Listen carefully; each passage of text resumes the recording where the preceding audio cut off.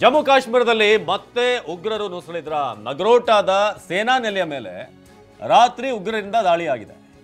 ಭೀಕರ ದಾಳಿ ನಡೆಸೋದಕ್ಕೆ ಯತ್ನಿಸಿದಂತ ಉಗ್ರರ ಗ್ಯಾಂಗ್, ಉಗ್ರರು ಮತ್ತು ಸೇನೆಯ ನಡುವೆ ಗುಂಡಿನ ಚಕಮಕಿಯಾಗಿದೆ.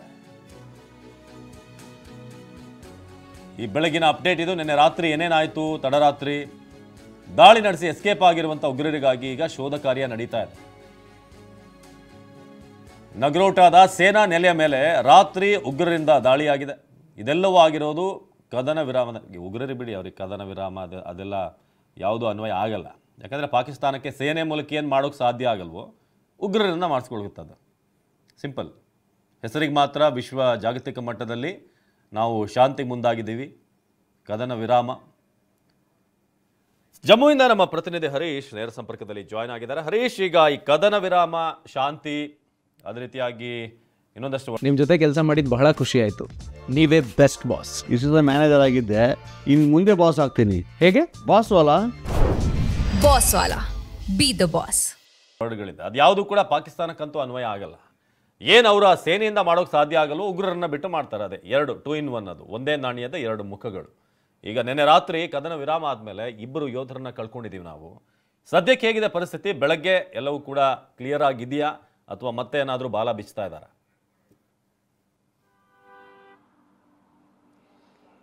ಹೌದು ಅವಿನಾಶ್, ನಿನ್ನೆ ಅಷ್ಟೇ 5 ಗಂಟೆ ಸುಮಾರಿಗೆ 2 ದೇಶಗಳು ಒಂದು ಕದನ ವಿರಾಮ ಒಪ್ಪಂದದ ಮಾತುಕತೆ ನಾಡಿದ್ದು. 2 ದೇಶಗಳಿಂದ ದಾಳಿ ಅಥವಾ ಪ್ರತಿದಾಳಿ ಯಾವುದು ಕೂಡ ಇರೋದಿಲ್ಲ ಅನ್ನುವಂತಹದನ್ನ ಒಪ್ಪಂದವನ್ನ ಮಾಡಿಕೊಂಡಿತ್ತು. ಮತ್ತೆ ಇದನ್ನ ಅಮೆರಿಕದ ಅಧ್ಯಕ್ಷ ಡೊನಾಲ್ಡ್ ಟ್ರಂಪ್ ಅವರು ಕೂಡ ಘೋಷಿಸಿದ್ರು. ಮತ್ತೆ 2 ಸೇನೆಗಳು ಮಾತುಕತೆಯನ್ನ ಮಾಡಿ ಕದನ ವಿರಾಮ, ಇನ್ನು ಮುಂದೆ ಯಾವುದೇ ರೀತಿಯಾದಂಥ ದಾಳಿ ಪ್ರತಿದಾಳಿ ಇರೋದಿಲ್ಲ ಅನ್ನುವಂತಹದ್ದನ್ನ ಒಪ್ಪಿಕೊಂಡಿದ್ವು. ಆದರೆ ಇದಾದ 3 ಗಂಟೆಯಲ್ಲಿ ಪಾಕಿಸ್ತಾನ ಮತ್ತೆ ತನ್ನ ನರಿಬುದ್ಧಿ, ಕುತಂತ್ರ ಬುದ್ಧಿಯನ್ನ ತೋರಿಸ್ತು.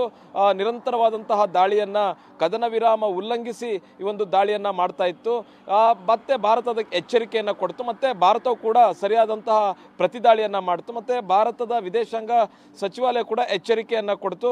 ಇದನ್ನ ನಾವು ಸಹಿಸೋದಿಲ್ಲ, ಇದು ವಿಶ್ವಾಸಘಾತುಕತನ ಪಾಕಿಸ್ತಾನ ಮಾಡ್ತಾ ಇರುವಂತಹದ್ದು. ಮತ್ತೆ ಪಾಕಿಸ್ತಾನ ಇದನ್ನ ಪಾಕಿಸ್ತಾನಕ್ಕೆ ಸರಿಯಾದ ತಿರುಗೇಟನ್ನು ಕೂಡ ನಾವು ಕೊಡಬೇಕಾಗುತ್ತೆ ಅನ್ನುವಂಥದ್ದನ್ನ ಹೇಳಿದ ಮೇಲೆ ಒಂದು ಗಡಿಯಲ್ಲಿ ಒಂದು ಸ್ವಲ್ಪ ಶಾಂತಿ ಬಂದಂತೆ ಕಾಣಿಸ್ತಿದೆ. ಮತ್ತೆ ರಾತ್ರಿ 10 ಗಂಟೆ ನಂತರ ಯಾವುದೇ ರೀತಿಯಾದಂತಹ ಗುಂಡಿನ ಚಕಮಕಿ ಆಗಲಿ ಅಥವಾ ದಾಳಿ ಪ್ರತಿದಾಳಿ ಆಗಲಿ ಯಾವುದು ಕೂಡ LOC ಅಥವಾ ಅಂತಾರಾಷ್ಟ್ರೀಯ ಗಡಿ ಪ್ರದೇಶದಲ್ಲಿ ಆಗಿಲ್ಲ. ಆದರೂ ಕೂಡ ಇಡೀ ರಾತ್ರಿ ಗುಜರಾತ್ನಿಂದ ಹಿಡಿದು ಜಮ್ಮು ಕಾಶ್ಮೀರದವರೆಗೆ ಪ್ರಮುಖ ನಗರಗಳೇನಿದು ಒಂದು 20ರಿಂದ 25 ನಗರಗಳಲ್ಲಿ ಬ್ಲಾಕ್ಔಟ್ ಮಾಡಲಾಗಿತ್ತು. ಯಾವುದಕ್ಕೂ ಕೂಡ ಪಾಕಿಸ್ತಾನದವ್ರನ್ನ ನಂಬಲಿಕ್ಕೆ ಸಾಧ್ಯ ಇಲ್ಲ ಅನ್ನುವಂತಹ ದೃಷ್ಟಿಯಿಂದ ಮುಖ್ಯವಾಗಿ ಈಗ ಅಮೃತ್ಸರದಲ್ಲೂ ಕೂಡ ಇದೇ ರೀತಿ ಆಗಿರುವಂತಹದ್ದು. ಈಗ ವಿದ್ಯುತ್ತನ್ನು ಕೆಲವು ನಗರಗಳಿಗೆ ಸ್ಥಾಪಿಸಲಾಗಿದೆ. ಜೊತೆಗೆ ಎಲ್ಲರಿಗೂ ಕೂಡ ಮನೆ ಒಳಗೆ ಸೇಫ್ ಆಗಿ ಇರಬೇಕು ಅನ್ನುವಂಥ ನಿಟ್ಟಿನಲ್ಲಿ ಕೂಡ ಸೂಚನೆಯನ್ನು ಕೊಡಲಾಗಿದೆ. ಮನೆಯಿಂದ ಹೊರಗಡೆ ಬರಬೇಡಿ ಅನ್ನುವಂಥದ್ದನ್ನು ಅಮೃತ್ಸರ ಮತ್ತು ಇನ್ನಿತರ ಪಂಜಾಬ್ನ ರಾಜ್ಯದ ನಗರಗಳಿಗೆ ಈ ಒಂದು ಸೂಚನೆಯನ್ನು ಕೊಡಲಾಗಿದೆ. ಮುಖ್ಯವಾಗಿ ನಿನ್ನೆ ಜಮ್ಮು ಕಾಶ್ಮೀರದ ನಗ್ರೋಟದ ಸೇನಾ ನೆಲೆ ಮೇಲೆ ದಾಳಿ ಕೂಡ ಆಗಿದೆ. ಇದು ಉಗ್ರರು ಮತ್ತೆ ನುಸುಳಿದ್ರ ಅನ್ನುವಂತಹ ಅನುಮಾನಗಳು ವ್ಯಕ್ತ ಆಗ್ತಿದೆ. ಕದನ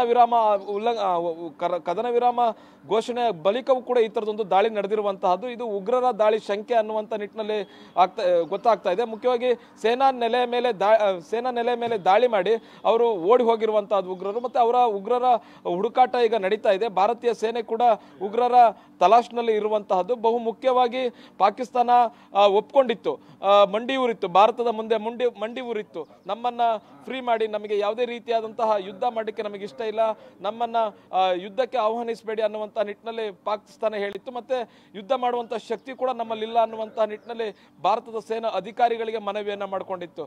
ಹೀಗಾಗಿ ಭಾರತ ಕೂಡ ಒಪ್ಕೊಂಡಿತ್ತು. ಆದರೆ ಅದಾದ ಕೆಲವೇ ಗಂಟೆಗಳಲ್ಲಿ ಪಾಕಿಸ್ತಾನ ತನ್ನ ನರಿಬುದ್ಧಿಯನ್ನ ತೋರಿಸಿ ಕದನ ವಿರಾಮವನ್ನ ಉಲ್ಲಂಘನೆ ಮಾಡಿ ನಿರಂತರವಾದಂತಹ ದಾಳಿಯನ್ನ ಮಾಡಿತ್ತು, ಡ್ರೋನ್ ದಾಳಿಯನ್ನ ಮಾಡಿತ್ತು. ಗುಜರಾತ್ನ ಹಲವು ಭಾಗಗಳಲ್ಲಿ ಡ್ರೋನ್ ದಾಳಿಯಾಗಿತ್ತು. ಪಂಜಾಬ್ನ ಹಲವು ಪ್ರದೇಶಗಳಲ್ಲಿ ಕೂಡ ಮಿಸೈಲ್ ದಾಳಿಯಾಗಿತ್ತು. ಅದರಲ್ಲೂ ಬಹು ಮುಖ್ಯವಾಗಿ ಶ್ರೀನಗರ ತನಕನೂ ಕೂಡ ಮಿಸೈಲ್ಗಳು ಬಂದು ಬಿದ್ದಿದ್ದಂಥದ್ದನ್ನು ನಾವು ಗಮನಿಸಬಹುದು. ಇದಾದ ನಂತರ ಭಾರತ ಸರಿಯಾದಂಥ ಎಚ್ಚರಿಕೆಯನ್ನು ಕೊಟ್ಟಿತ್ತು. ಇದನ್ನು ನಾವು ಸಹಿಸೋದಿಲ್ಲ ಅನ್ನುವಂಥ ನಿಟ್ಟಿನಲ್ಲಿ ಕೂಡ ಹೇಳಿತ್ತು. ಹೇಳಿತ್ತು, ಮತ್ತೆ ಅಂತಾರಾಷ್ಟ್ರೀಯ ವೇದಿಕೆಯಲ್ಲೂ ಕೂಡ ಇದನ್ನು ಚರ್ಚೆ ಮಾಡುವುದಾಗಿ ಕೂಡ ಭಾರತ ಹೇಳಿತ್ತು. ಅದಾದ ನಂತರ ಯಾವುದೇ ರೀತಿಯಾದಂತಹ ದಾಳಿ ಪ್ರತಿದಾಳಿ ಆಗಿಲ್ಲ.